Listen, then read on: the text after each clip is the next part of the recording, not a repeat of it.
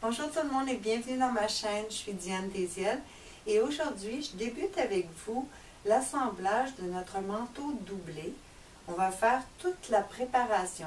Pour commencer la préparation, on va d'abord entoiler toutes les pièces qui doivent être entoilées et on va commencer par le col. Je vous montre ici le patron que je n'ai pas fait avec vous, mais c'est la même technique que j'ai utilisée pour le tombant du col dans mon chemisier, le col chemisier fermé.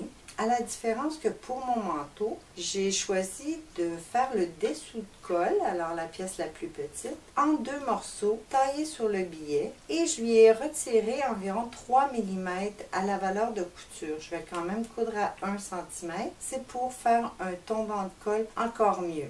Aussi dans le patron, mon col est beaucoup plus large, alors je crois qu'il y avait environ 5 cm pour mon chemisier. Ici, je l'ai fait de 11 cm et j'ai fait mes deux ouvertures un peu plus larges également, comme 7-8 mm chacune. Pour assembler mon col, je vais d'abord prendre les deux dessous de col qui ont été taillés sur le billet. Vous remarquerez aussi sûrement que l'entoilage aussi est sur le billet. Alors, je vais venir faire ma couture médiane dos à 1 cm.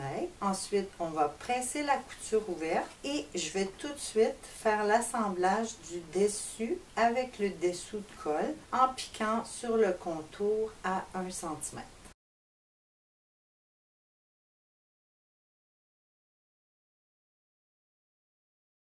Une fois le col assemblé, on peut voir ici le petit excédent du dessus de col. On va maintenant cranter en retirant des petits triangles le plus égal possible dans toutes les lignes courbes.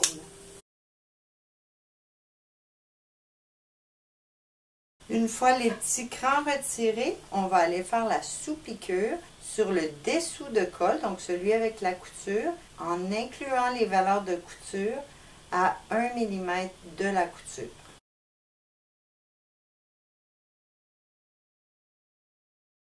Maintenant que la sous-piqûre est faite, on peut le voir sur l'envers ici, on va simplement relier les deux épaisseurs, alors le dessus et le dessous du col, avec une petite piqûre de soutien à 5 mm. Pour le col, je voulais aussi mentionner que si votre col est pointu ou que votre arrondi est encore plus prononcé ou plus petit que le mien, vous ne pourrez pas faire la sous-piqûre d'un bout à l'autre. Vous allez probablement pouvoir la faire seulement que sur une distance sur le tombant et c'est correct comme ça.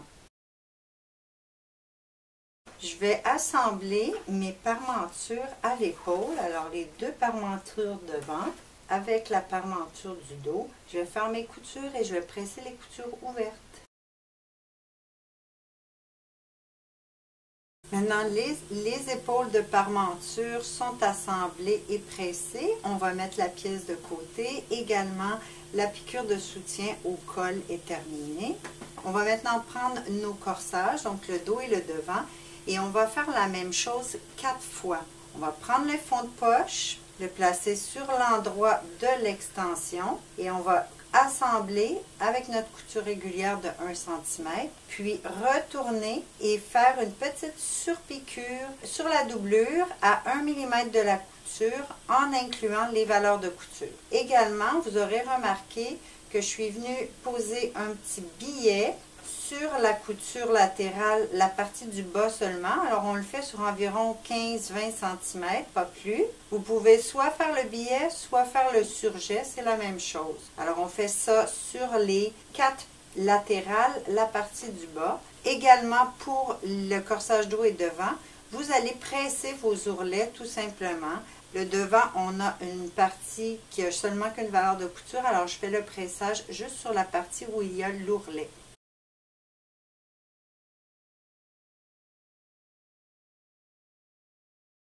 On peut voir que toutes mes pièces sont terminées, les poches sont posées avec la sous-piqûre. Vous voyez, les ourlets sont pressés, surjet est réalisé pour le devant et pour le dos.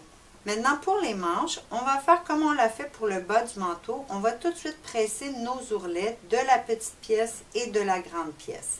Ensuite, on va venir faire notre rentrée de tête de manche. Moi, sur mon patron, j'avais 4 cm à faire rentrer.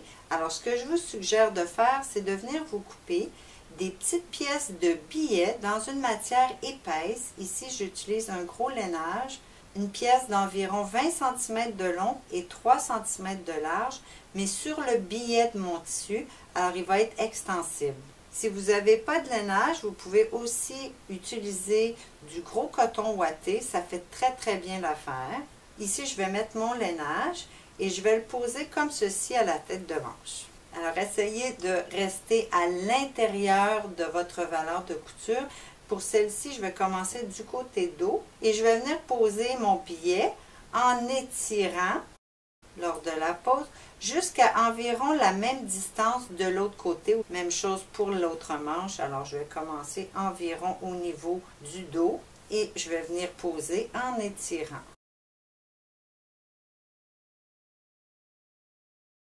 Une fois les têtes de manche réalisées, on va pouvoir terminer la préparation du dessus de manche en assemblant notre coin. Alors pour celui-ci, on va venir plier le coin en onglet en le ramenant égal comme ça.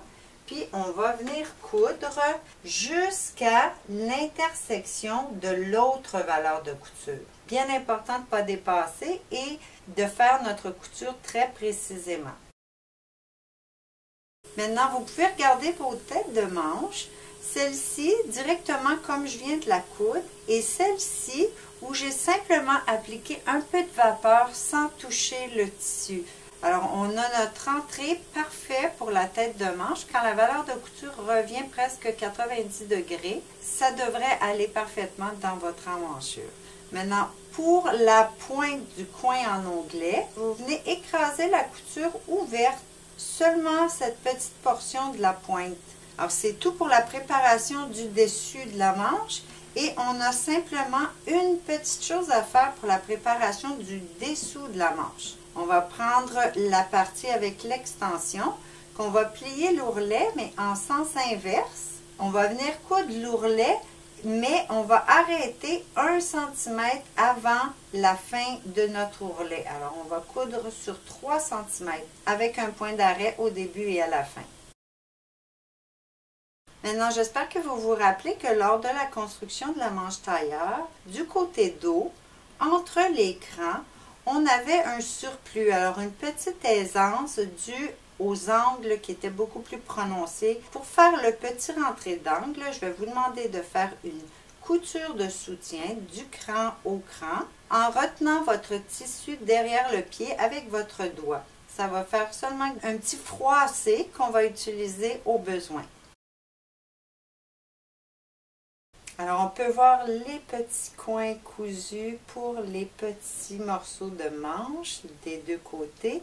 On peut aussi voir la petite couture un peu, pas froncée, mais plissée du côté du dos. On peut maintenant commencer la préparation de la doublure. Première chose à faire, comme on l'a fait pour le tissu, on va presser les ourlets des grandes pièces de manche et des petites pièces de manche.